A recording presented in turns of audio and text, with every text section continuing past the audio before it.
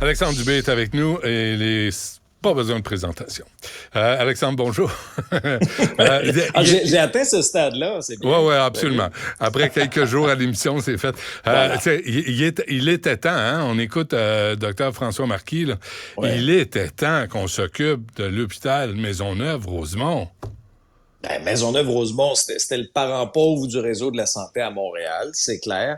Et quand j'écoutais l'annonce du ministre de la Santé, Christian Dubé, moi aussi, c'est un peu la réaction que j'ai eue. C'est enfin pour les patients, mais enfin pour le personnel médical aussi, parce que honnêtement, c'était rendu une vraie farce. L'état des lieux à Maisonneuve-Rosemont, tu faisais allusion notamment aux moisissures, aux grillages pour retenir les pièces pour pas que ça tombe sur la tête du monde. Ça avait aucun sens, là. C'était indigne pour l'est de l'île de Montréal. Et j'ai quand même des questionnements, moi, par rapport à ça, parce que quand tu regardes l'échéancier, souviens-toi que le CHUM, on a réussi démolition, construction, tout ça, 4 ans et demi. 4 ans et demi. Et là, tu regardes l'échéancier qui nous a été présenté par le ministre de la Santé, Christian Dubé, t'échelonnes ça sur 10 ans. Ouais. Je trouve ça long. Je veux dire, Ouais. 10 ans, est-ce qu'il n'y aurait pas moyen de donner un petit blitz? Je comprends que des fois, la construction au Québec, ça peut être compliqué. Et l'autre gros point d'interrogation, c'est les coûts. Et tu as certainement remarqué que le ministre de la Santé reste vague sur les coûts. Hein? Un appel d'offres autour de 2 milliards, 2 milliards et demi. Ça va finir à combien, cette facture-là? On parle de 4. Probablement le double. Il y en a qui parlent de Qui dit mieux? 5.2, qui disent mieux, une fois 5.2, une fois 5.2.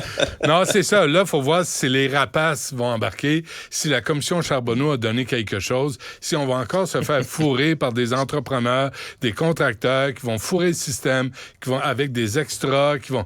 Là, j'espère qu'on va avoir... J'espère que l'UPAC va se lever de son cul et va aller travailler et va vérifier les soumissionnaires, puis va vérifier la job qui va être faite. Tu sais, Benoît, dans un projet de construction, le plus on retarde, plus ça coûte cher. En 2018, Gaétan Barrette, qui était au point de presse d'ailleurs, je lui en parlais à mon épisode, puis il disait, tu sais, moi, en 2018, on parlait d'un projet sous les 2 milliards. Et là, il était très, très franc avec moi aussi. Il disait, oubliez ça, là, en bas de 4-5 milliards, oubliez ça. C'est irréaliste. C'est sûr que la facture va augmenter, mais est-ce que c'est mérité? C'est sûr. Et pourquoi il l'a pas fait? C'est mérité pour l'Est. Pourquoi il l'a pas fait? Mais ils n'ont pas été réélus, souviens-toi, 2018. Non, mais il y avait le temps. Mais il était plus ministre. Non, est-ce qu'il aurait pu le faire avant, tu veux dire? Il aurait pu le faire avant. Ils ont été au pouvoir 13 ans et demi. Ouais. C'est bon. Mais l'annonce était en 2018. Oui, non, je comprends ce que tu dis. Est-ce que ça aurait dû être fait avant? C'est sûr. Puis il y a aussi la quantité aussi d'hôpitaux à Montréal versus Québec. Tu sais, en termes de population, en termes de poids démographique, est-ce qu'il y en a même suffisamment à Montréal? C'est insensé. Dans l'est de Montréal. Dans l'est de Montréal.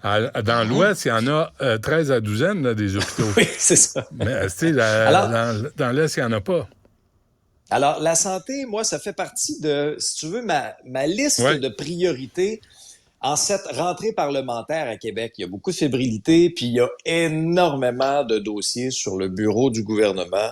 Moi, je t'ai identifié 4 grandes priorités aujourd'hui. La santé, ça en fait partie. Avec la réforme de Christian Dubé, ce sera l'autre espèce de paquebot à piloter aussi. On l'a déjà étudié dans les derniers jours, à grande prime d'ailleurs, pour les députés qui ont assisté. Tu sais, essentiellement, qu'est-ce qu'on veut, nous, comme patients du réseau de la santé? On veut être pris en charge rapidement quand on va à l'urgence, arrêter d'attendre pendant 15-20 heures, et on veut se faire opérer dans des délais qui font du sens. Ça aussi, il ne faut pas oublier, là, les listes d'attente pour les chirurgies au Québec, c'est indigne, c'est indécent pour la quantité d'impôts qu'on paye, qu'on nous prélève à chaque paye. Ça n'a aucun sens. Mais Alexandre, s'il y avait une autre porte d'entrée que l'urgence au système de santé, pour ceux et celles qui n'ont pas de médecin de famille, s'il y avait des cliniques, si les CLSC servaient à quelque chose, à part d'un peu de soins à domicile de temps en temps, si tu as le bon code postal, tu sais, il y a une réforme à avoir là, à mettre à profit tous ceux et celles qui travaillent dans le système de santé. Mais là, on s'oriente toujours par l'urgence. Et ça, c'est le gros problème. À un moment donné, là, dans les centralisations, décentralisations, réformes de la santé, on a dit il y a une porte d'entrée dans le réseau de la santé, puis c'est l'urgence. Le problème, puis pour l'avoir vécu nous-mêmes là, dans une situation familiale dans les dernières années, c'est que là, tu arrives à l'urgence, tu as tout, là. Tu as les résultats de prise de sang, diagnostic, référence d'un médecin, tu sais ce qu'il faut que tu fasses. La seule place que tu peux avoir le soin, malheureusement, c'est à l'urgence. Alors, il faut que tu ailles là, tu attends 13, 14, 15, 16 heures. Au bout de 16 heures, oublie ça.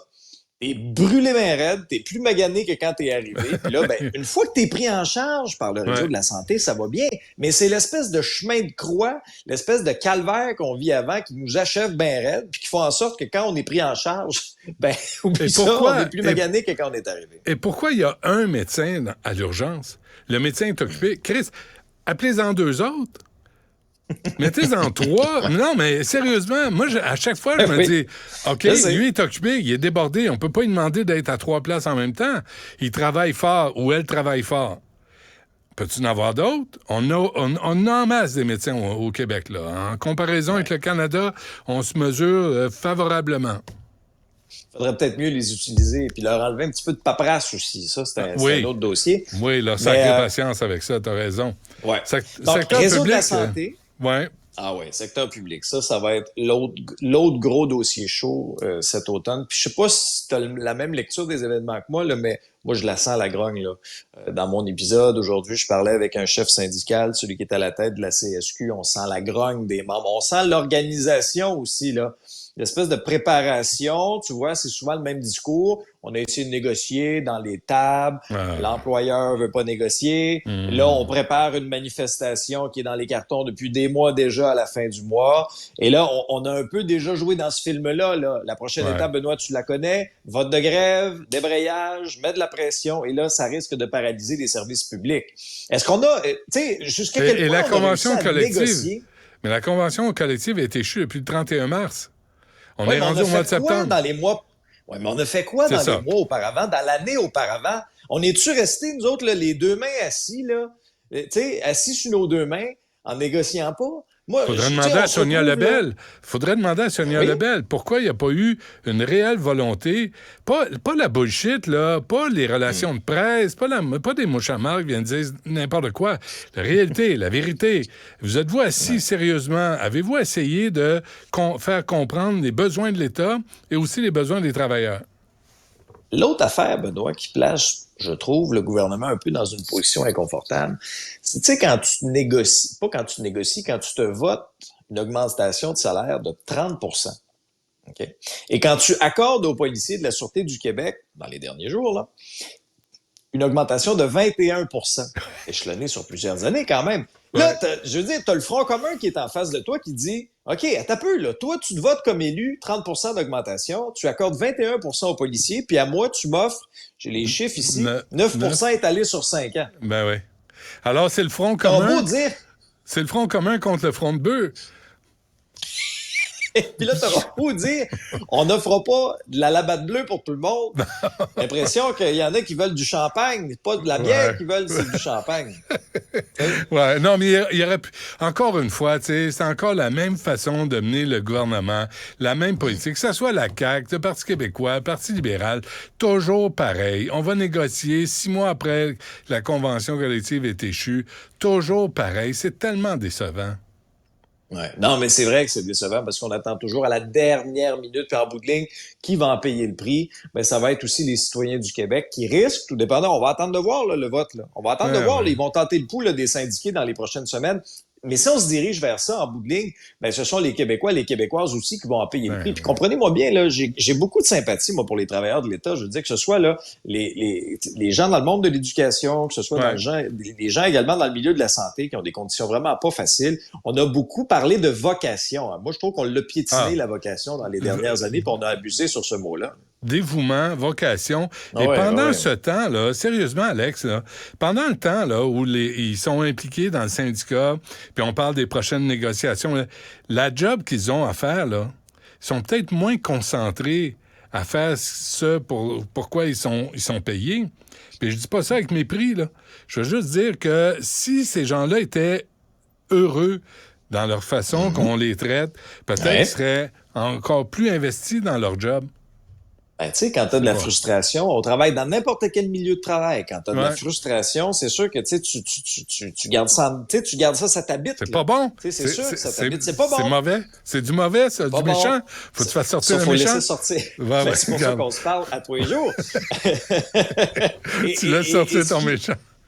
Tu laisses sortir mon méchant. Puis ce qui provoque beaucoup de stress puis de frustration dans l'esprit de plusieurs, ben c'est l'inflation. Et ça, ce sera aussi un autre gros dossier avec la crise du logement, crise à l'itinérance, mais je m'attarde à l'inflation, Benoît, puis c'est important parce que tout le monde l'a remarqué. On a tous des histoires dans notre entourage de gens qui n'arrivent plus, qui sont plus capables de payer leur hypothèque, qui sont plus capables de faire une épicerie qui fait du sens parce que le panier d'épicerie a trop monté.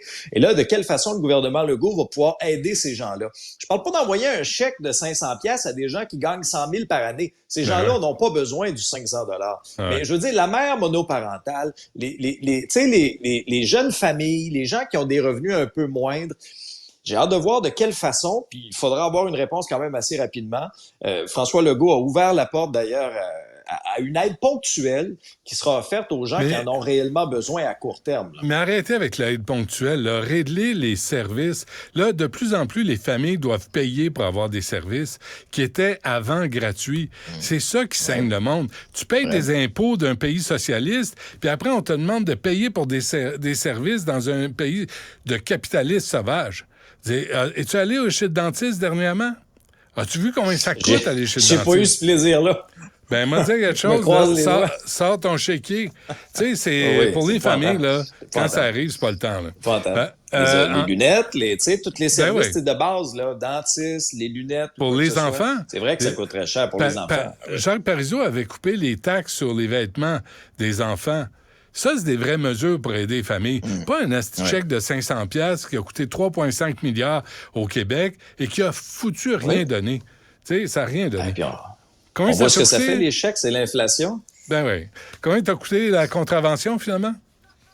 Tu vois, dans les affaires aussi qui créent du méchant dedans, la Ville de Montréal et les prix Nobel qui se promènent avec leur calepin puis leur crayon, là, puis là, qui sont là, puis ils contreviennent à la signalisation routière de Montréal que personne comprend. Et je vais vous donner un exemple bien simple. Il n'y a pas personne qui va broyer pour moi, là, c'est correct. C'est correct, là. Si je l'ai mérité, mais encore faut-il que je l'ai mérité. Et mon point est là. Je vous situe Berry, à Montréal. Il y a sur un des poteaux une pancarte qui dit, pas stationnement interdit du 1er avril au 1er décembre entre 6h et 7h. Et là, sur le même poteau, Benoît, pour être sûr de nous fourrer bien comme faut, il y a un autre pancarte qui dit stationnement interdit, sauf véhicule électrique en recharge. Fait que là, toi, tu prends une chance, tu dis, je vais me charger. Et là, t'as le 100 watts avec son calepin qui passe, puis là, qui regarde, là. Puis là, dit, non. Pour moi, il est pas correct, il est pas bien stationné. Je vais lui donner un beau ticket de 90$. Et là, après ça, je veux saluer. C'est-tu en face, ça? Mais je veux... Mais est-ce que c'est en face? Oui, c'est juste en face. C'est quoi le nom de l'agent? Je peux pas nommer le nom de l'agent. Donne-moi le nom de l'agent. Moi aussi, j'en ai attrapé un ici, là. Parce qu'à Montréal, il faut payer le stationnement et la recharge. Oui. Parce que dans certaines villes au Québec, on n'a pas à faire. Alors, c'est quoi le nom de l'agent? Non, ça, c'est vrai. Juste son prénom. C'est un certain Joseph. Joseph, on le salue. Un certain Joseph. Mais Benoît, c'est excellent travail. Mettez Joseph à l'entretien du parc Émilie-Hamelin à la place. Donnez-lui un balai dans les mains. Ça va être plus utile. Oui. On va l'occuper. Mais sais-tu ce qui est incroyable? Moi, après ça, j'ai appelé le 3-1. Tu sais. Et là, l'agente du 3-1, qui, honnêtement, si tous les employés municipaux étaient aussi efficaces que cette personne-là, ça irait bien à la Ville de Montréal. Je dirais que cette personne-là aussi était un peu... c'est vrai que c'est pas clair dans le secteur de la signalisation. Alors, fais pas le saut, Benoît, là, si tu vois une équipe d'ici les prochaines semaines de la Ville de Montréal sont censés envoyer quelqu'un pour essayer de clarifier les panneaux de signalisation dans le secteur. J'ai bien hâte de voir. Les mains, c'est hanches. Ouais. Ils vont être 4 autour du poteau, là. Tiens, le poteau, on m'a dévissé. Non, je vais rajouter une 4e pancarte sur le poteau pour être sûr de nous mêler bien comme faut. Exception. Pour dire complètement le contraire des autres. Alexandre Dubé peut se stationner ici. Tous les autres doivent payer. Ou le contraire. Tous les autres peuvent se stationner. Mais sauf lui, le maudit Dubé. le fatigant, on va le pogner. Salut, Alex. On se reparle demain. Salut. Salut, Benoît.